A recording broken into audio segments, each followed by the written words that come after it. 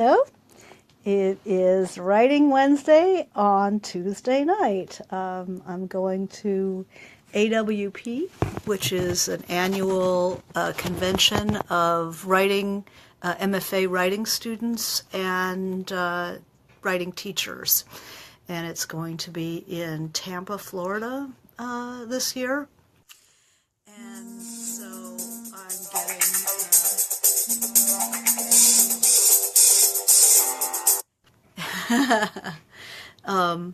so I'm going to Tampa in the morning, and so I won't be able to do Writing Wednesday on Wednesday at noon. So I thought I'd try it Tuesday night and see how you like it. I am giving a panel I will be on a panel called Structuring the Novel. And if we have time, maybe I'll talk a little bit about structuring fiction, whether it's a novel, short story. Structuring a novel is one of the most fun things about learning to be a writer. Is not waiting until people tell you what to study and how to learn and give you worksheets or whatever. If you read, you can teach yourself to write, or a lot of the things about writing. Don't wait around. Don't wait around for people to give you an assignment. Don't wait around for somebody with a degree to tell you that you need to do this, this, and this. Study what you read. Read like a writer. Reading like a writer means don't just read for, like you're eating a bag of Doritos. Yum, yum, yum, yum, yum. Wasn't that good? Read and think about what is being done while you're reading it. And in the question of structuring, structure is form. How we're going to tell a story. And structure can be very playful.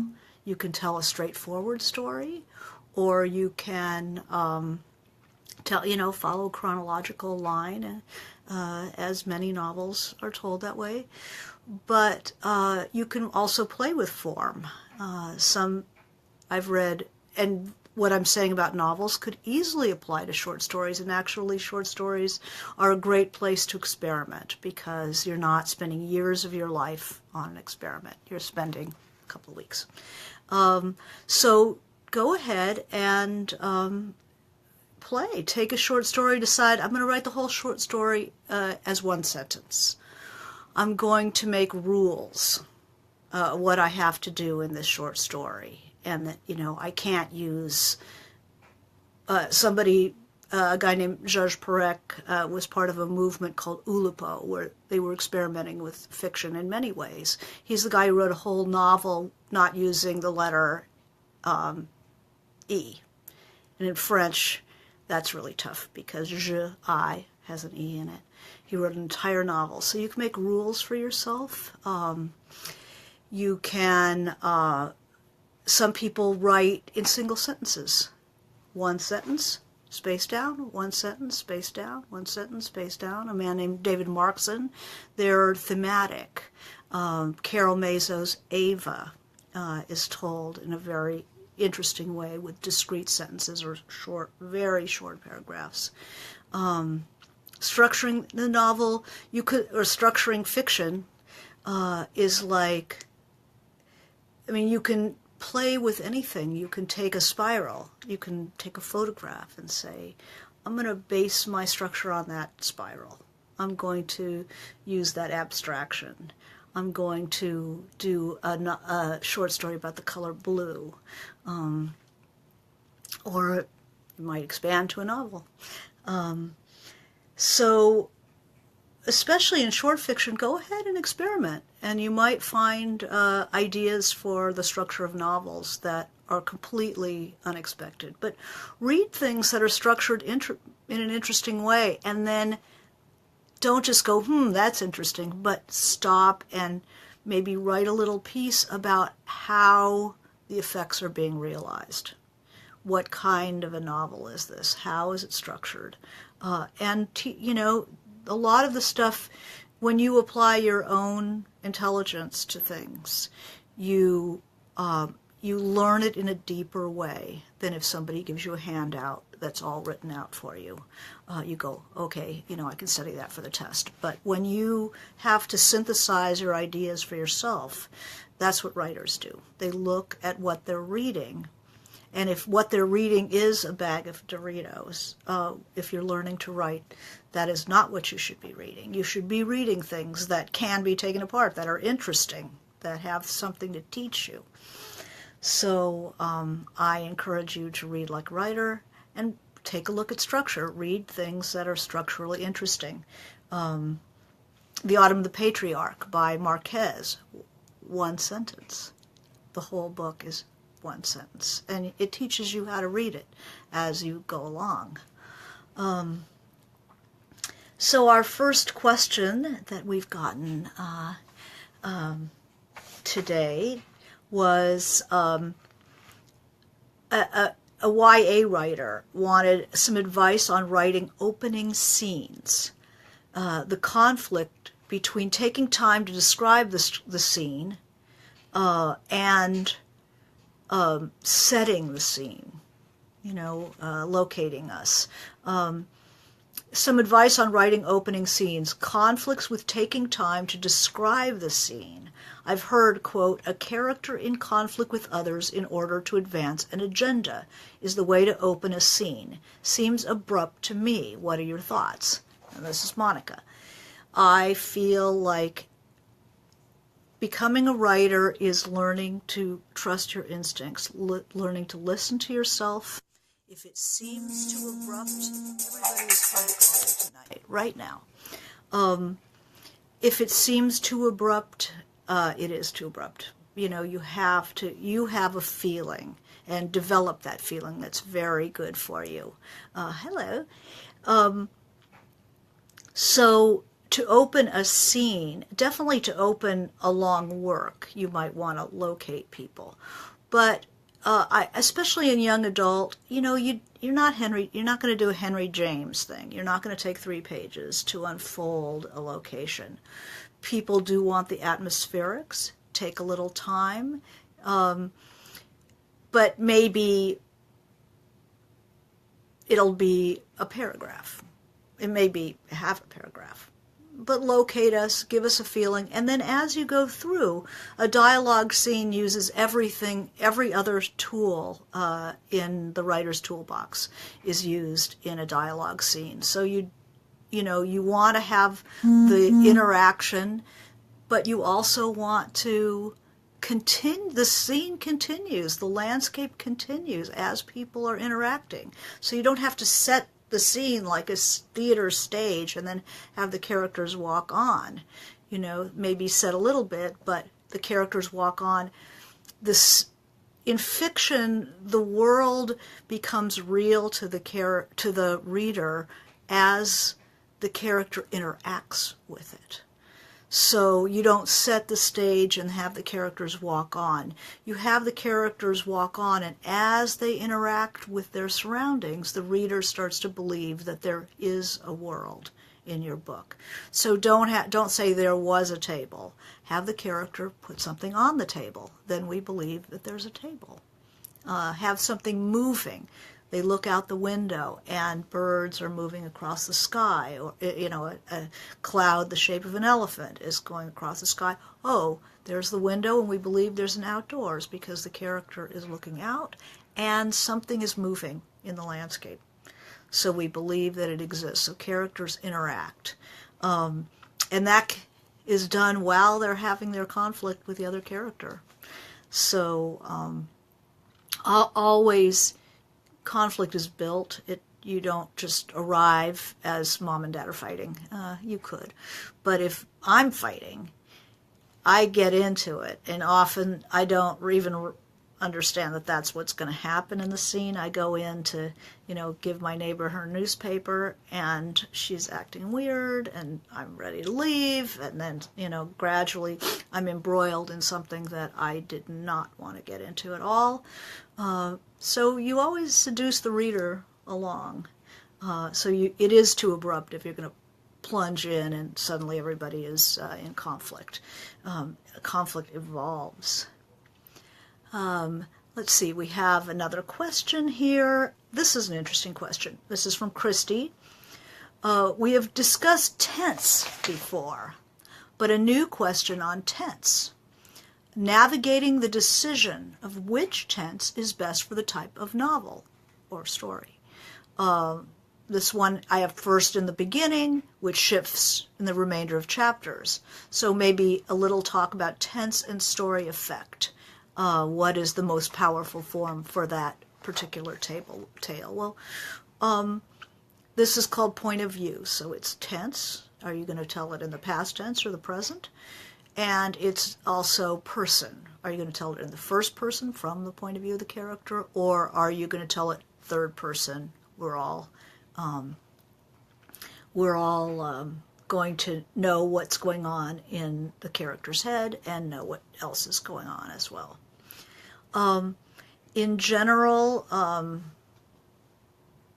my editor, former editor, used to say that first person present tense was the mark of an amateur, which doesn't mean don't do it. It means if you're going to do it, you have to really do it. First person you use because you like the voice of the character. It has to be a strong point of view. It has to be verbally interesting. Otherwise, you might as well do third. The third is much more flexible. Third, you can pull back and see the character. So there's a lot to be said for third. In my books, I've had both. In my current book, The Revolution of Marina M., I tell it in the first person, past tense. Unless you have an extremely voicey novel, I don't tend to like the first person present tense because it's like a little kid telling you a story. And then everything seems to be the same. And then I did this, and then we had ice cream, and then Grandma died, and we went to the funeral, and there was a puppy, and, it's very hard to distinguish what's important there. I like the past tense because it allows the reader the sense that you cut out a square of experience that you are going to be telling, and that you're in control of it. You're not just going to be, popping at every little thing that happens. But some very fine books have been written that way, so you have to notice when you're reading, how is it? How is it first person? Is it third? How close? How far? Present? Past? How does it work? Why does it work? Why doesn't it work? And the Bag of Doritos books are not going to help you in that exploration. So always you have to read good work of excellent writers, and then you can learn from this. What I suggest people do is to read, take a book that's in first person, put it in third person. Take a paragraph and put it in third person and see how it sounds. What changes? What can you do? What is wrong with it? What doesn't work? What does work? What do you have to change to make it work in third? And the other way around, take something that's in first and put it in third. Take something that's in the present tense, put it in past tense, and see how it goes. And learn, see if you can identify the changes that happen when you go from present to past, and what goes from first to third. Now, in the choice of person, I often I like first person, but when I went to write my second novel, Paint It Black, I had a protagonist who was a high school dropout, a very bright girl, but she would not have the vocabulary to tell you what she was thinking in the first person. I put her in third person, and then I could use my own vocabulary, not be limited by hers, and really unpack the kind of things that she was able to notice, but probably would not have been able to express in the first person. I like to spread out. I like to use a rich vocabulary. I start feeling hamstrung when I can't use my own vocabulary. In this current book, my character is very well, she's young, but she's very well educated. She's a poet. And I wanted to, I love using her point of view. She has really interesting thoughts, and she has the vocabulary to support it. And she introduces us to the way a Russian thinks. You know, I don't think I would have gotten that in the third person. So you know, putting it in first, putting it in third, second. I've seen novels and parts of novels that are written in first and second. And second is you. You know, you do this, you do this. Now you go do this. And in the case of a book that I teach from, Failing Paris by Samantha Dunn, the you is always a distancing. It's when the character can't really stand to say I, because they haven't fully accepted the consequences of what's happened to them. The character pulls back, or the narration pulls back and goes into you. You do this, and you do this, and you do this. And in a way, it's buttonholing the reader to say you.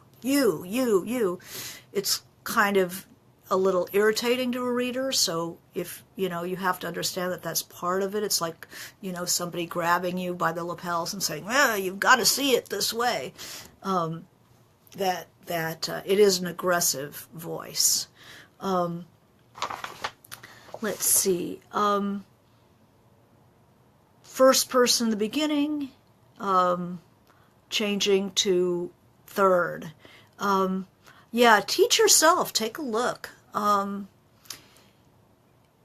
Here's a question. Do we write for ourselves or for an audience? Is the audience one of the characters in the novel?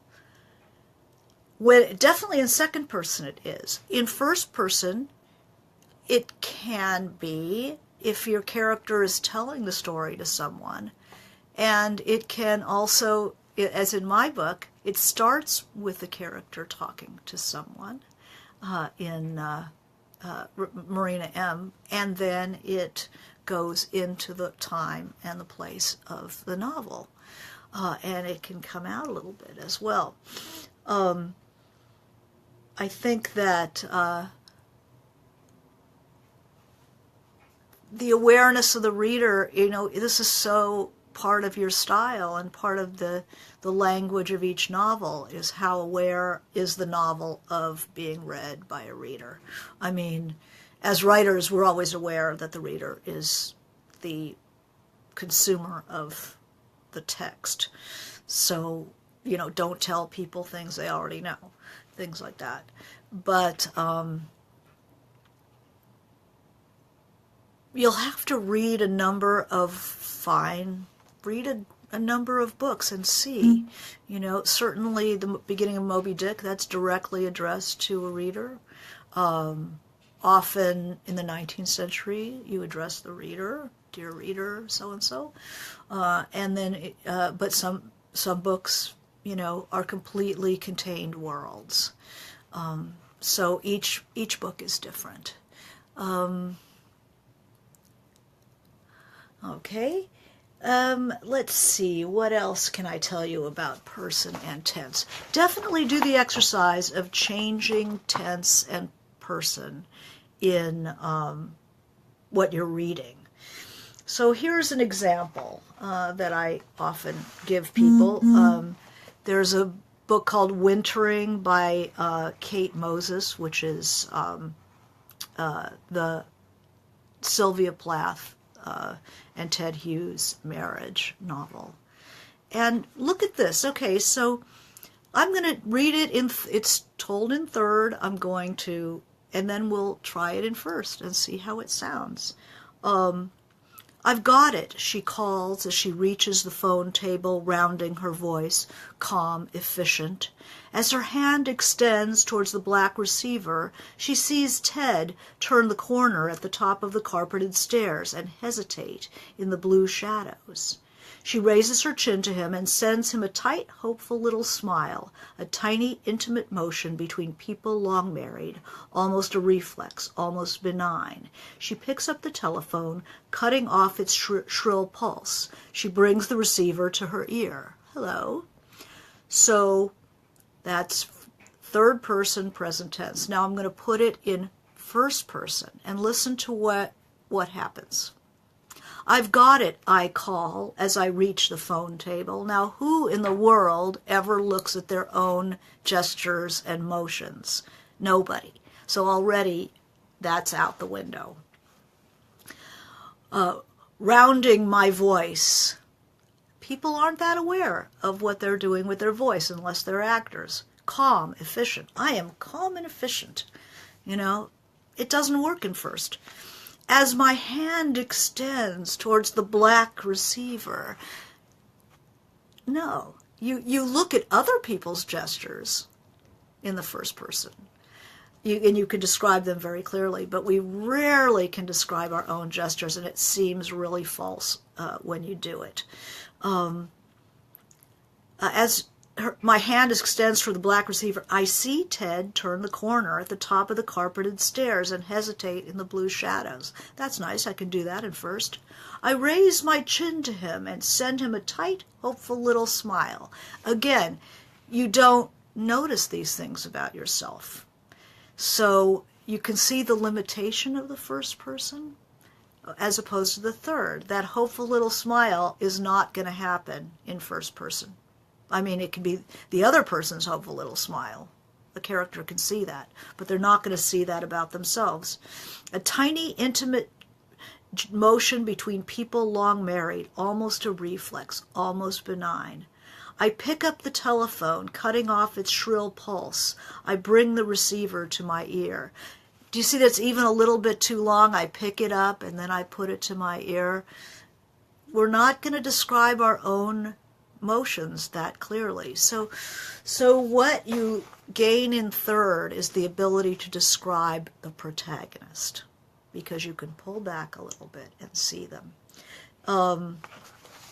First is really good when it's voicey.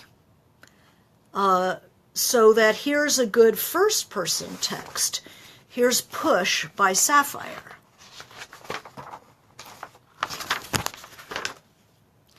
I was left back when I was 12 because I had a baby for my father. That was in 1983. I was out of school for a year. This is going to be my second baby. My daughter got Down syndrome. She's retarded. I had got left back in the second grade too when I was 7 because I couldn't read and I still peed on myself.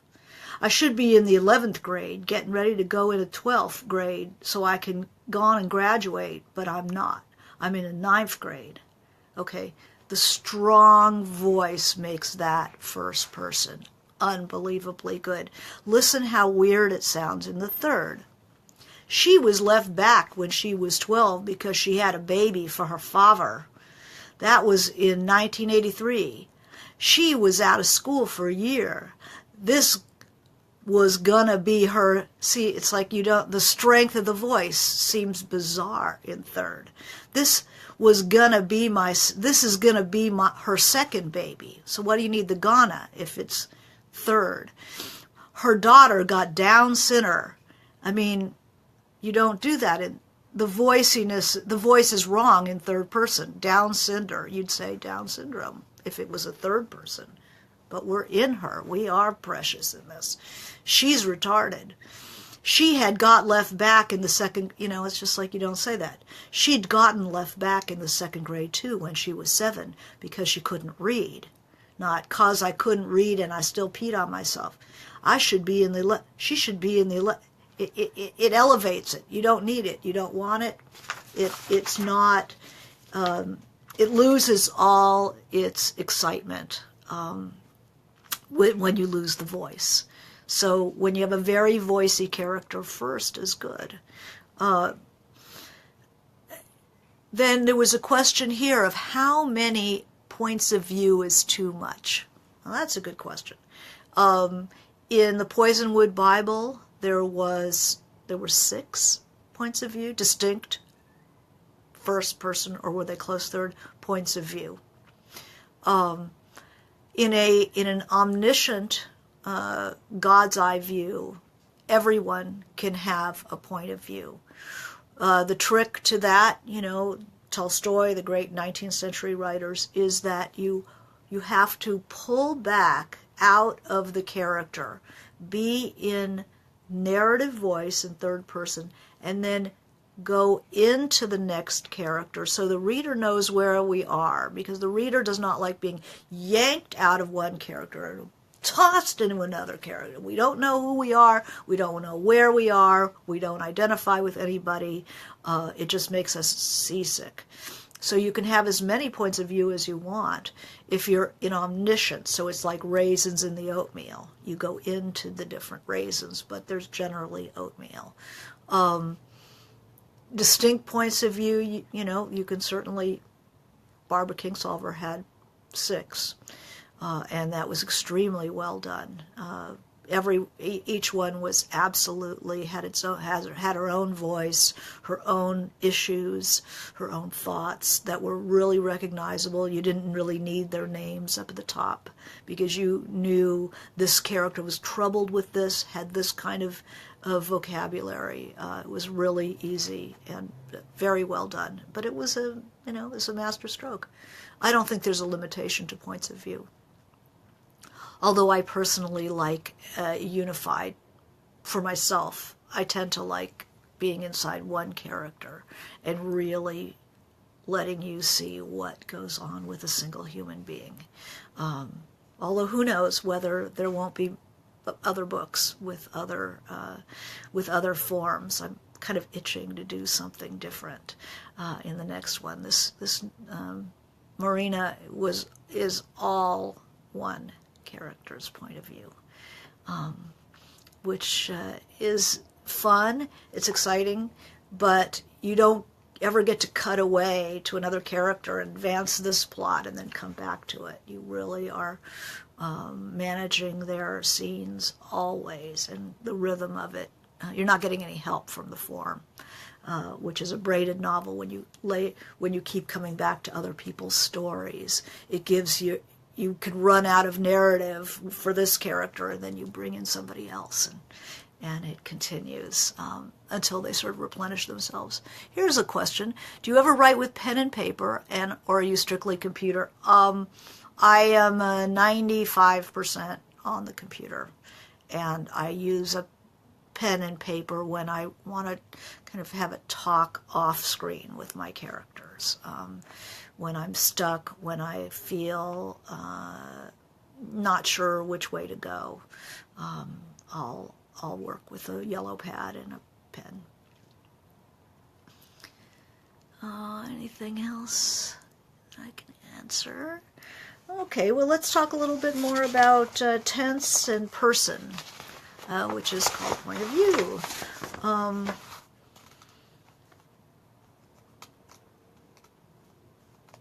We could talk about past and present. I tend to like past tense. Present is a little too what I would call face in carpet, where you're not getting perspective. You're just like so into the action. There's no time to pull back and think, how do I feel about this? And what's really going on? Be careful of the and then.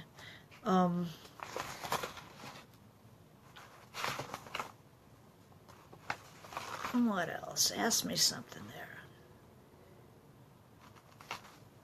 Oh, let's talk about the unreliable narrator. We talked a little bit about that. How do you construct an unreliable narrator?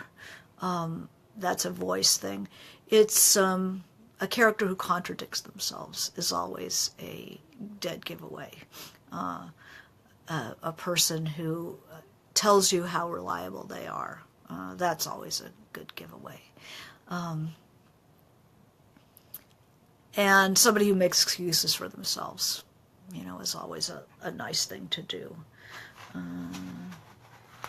So, voice, present, past. Write a page for yourself. Do something voicey in the first, and then try to put it in the third, and see how different it is. Write something in the present tense, put it in the past, and see how different it is. Often when writers get stuck in their books, they will flip and write in the other person. Right? If there's a first person book, you can often get a lot of interesting material by writing in the third. You can learn things about your characters that you wouldn't know in the first. And then you can flip them, or you can do a draft in first and then flip it into third. You can do a draft in present tense. If you're losing the urgency of your scene, you could try it in the present tense and then see what you can get out of it. Go back or keep it. You don't know.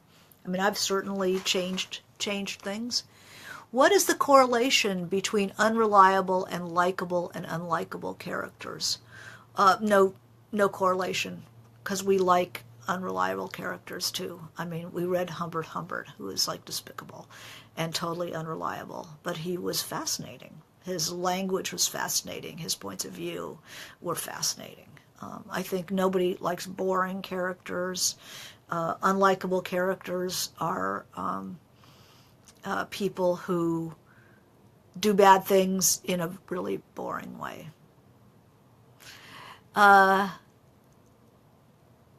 Favorite writers, who gives me inspiration? Well, I think that every time I open a book, I'm looking for inspiration. I'm looking for people who are make me want to throw the book down and start writing. I'm reading a memoir right now, Glenn David Gould's memoir. It's coming out in June, I think.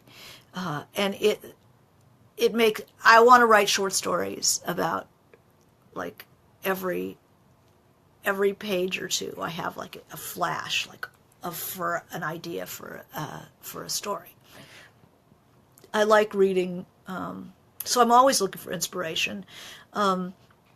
In my formation as a writer, I would say I come from the sort of long sentence, semi-Gothic tradition. I come from, let's say, starting with Dickens and Poe, into Dostoevsky and the Russians, Faulkner, Joyce Carol Oates. I love Joyce. I love the poets. Eliot, Dylan Thomas. They say there's two strains in American fiction. There's the failed poets and the failed journalists, and Faulkner being the failed poet and Hemingway being the failed journalist. And I'm definitely on the long sentence, Faulknerian, Joyce Carol Oates, Styron, that side of things. I admire Robert Stone. I admire, so many, Dennis Johnson. And certain books are always the ones. So many incredible writers. So I'm always looking for inspiring writers, and there's always more. So stay off the junk. That's all I can say. Stay off the junk food, especially if you're learning to write, if you're really trying to inspire yourself, becoming the literary artist that you are. You have to look at people who are really doing interesting things. So we're not reading for entertainment. We're reading for sustenance. how to sneak in the setting descriptions without slowing down the scene. If it's the character's house, they wouldn't describe it to themselves as if I'm in my home, a two-story craftsman. Correct. It's you interact with it. She unlocked the door, running her hand along the Tiffany tile or whatever it is. Forgot the name of the great tile makers. So you can admire the lines of this or that. You can put your keys on the built-in hutch, so you don't have to say there was. You don't present things in tableau. You interact with them, and then absolutely you describe and you continue to describe the scene, because landscape is like a spell that disappears as soon as you cast it. You describe something, don't expect the reader's going to remember from the last chapter. Because as soon as you describe something, the magic starts to fade, so you have to continue to recreate the world throughout your book, and find new ways of describing things. It's a challenge. Writing is not easy. Let's see, who else gives me inspiration? I have certain books I return to. Lee Young Lee's The Winged Seed is such a beautiful thing. It's a poetic memoir. And I hear Dylan Thomas in him. He's a poet. And that is a gorgeous thing. I love The Lover, Duras, The Lover. I reread that for inspiration. Robert Stone's short story collection, Bear and His Daughter, really inspiring to me. I usually have them close at hand where I can just pick them up and read a little bit. Malcolm Lowry's Under the Volcano, Lawrence Durrell, The Alexandria Quartet. These are books that I wish I'd written, that I dream of writing. Joyce Carol short stories. I learned by reading those early volumes of short stories, By the North Gate and Upon the Sweeping Flood and Marriages and Infidelities, Goddess and Other Women. I can't get enough of that. What else can I? Oh, somebody suggested a reading for me. How lovely. Thank you. Do you choose the paper on which the book is printed? Wow, I do not have anything to do with that. Publishers and publishing is so sophisticated now, and I think I get to have a little say on. I was a typesetter before I was a writer, or while I was learning to write, and I have big opinions about type. So my publisher has been very open to me saying what kind of the feel of type. So their designers are wonderful. But normally you don't get a lot of say about production. Yeah, I thought the pages were really beautiful. The paper, the way it was laid out, and it's not crowded. The type is a good size, so it doesn't have that cheap, Dover edition quality to it. What else can I answer you? What else is going on tonight, you guys? Do you get to shop for what your books are physically made of? Nope, didn't get to. Don't get to. If you complain, writers have to be very careful about complaining, because you realize you have a 50-50 chance of getting something worse.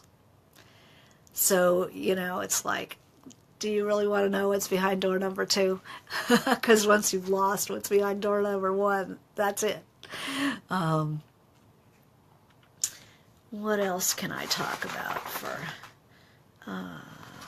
so go ahead and play, but I urge you to play with tense, to study it in other books. Put it in your notebook. Write up a paragraph about how something is structured. Here's a love story question. Yay! In a love story, one character is the protagonist and the other lover is the antagonist.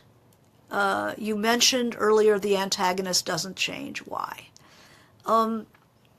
Usually the antagonist already knows what they want. A book has one protagonist. A character-driven book has one protagonist. It's one of the biggest problems that I had when I was learning to write, because I would write about kids, and kids normally think of we. And certainly there are, sublime examples of people using we instead of I.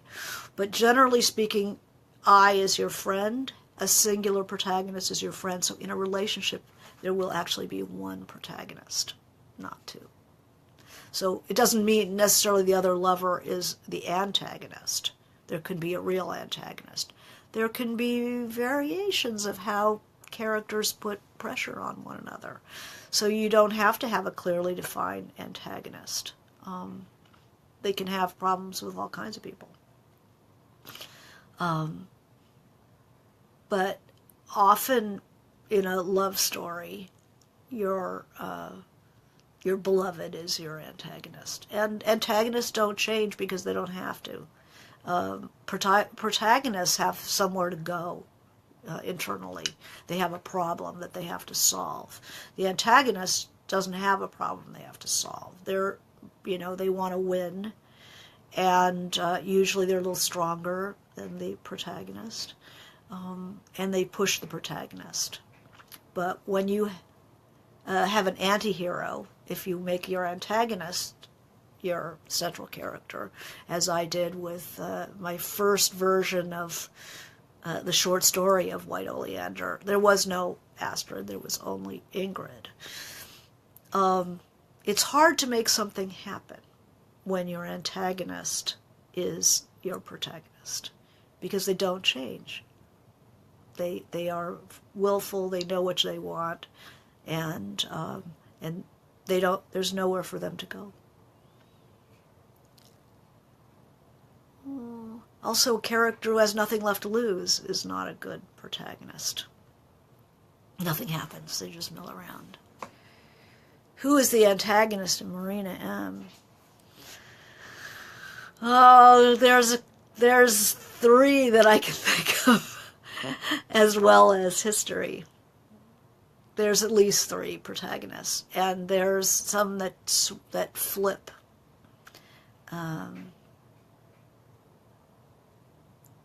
The Times, it's too abstract? No, the Times say if your son is thrown in jail and you're standing in line at the Cresty prison to bring him his package with another 1,000 women, the system is your antagonist. The Times are what's going on in your Times is the antagonist. And you suffer. You suffer because of it, and you can't change it. It's all going to be how you live within it. Is the antagonist has to be a specific person? No, because there could be more than one antagonist in a novel. Often there is. There's your boyfriend, there's your boss, there's your backstabbing friend, there's the barking dog next door that's driving you over the cliff. There can be any number of antagonists. The Times, meaning the Times of the Russian Revolution in Marina M. The antagonist of the Times put her feet to the fire. So the Times, the city is a character, the revolution is a character. And that can definitely be an antagonist, It shapes your life.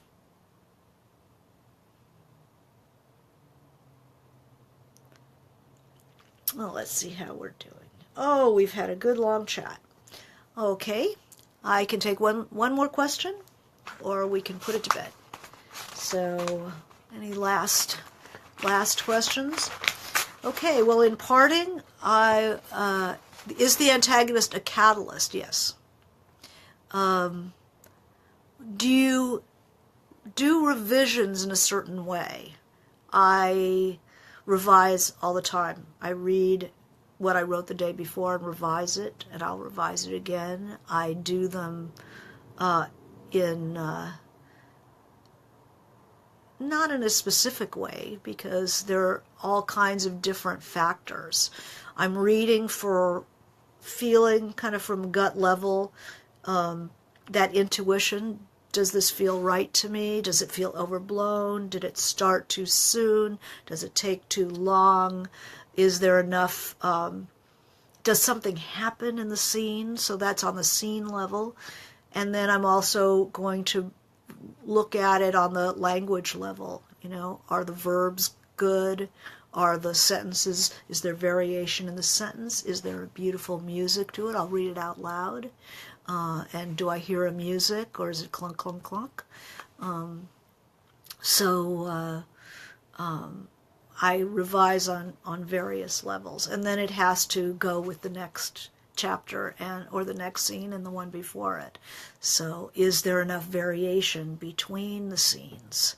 I follow a day scene with a night scene. I follow a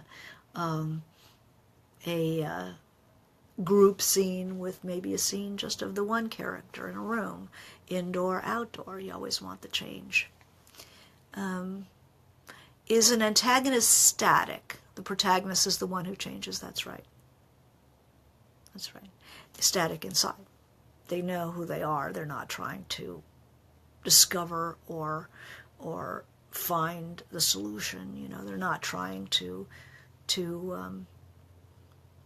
you're focusing on the protagonist trying to come to terms with their problem, internal conflicts. So this has been a nice time, and I will see what happens at AWP, and then I'm going on to the Tucson Book Festival. If you're in Tucson, come see me. I'm on Saturday and Sunday, both days. And then on to the LA Times Festival of Books. So this is the season. All right, thank you very much. Bye-bye.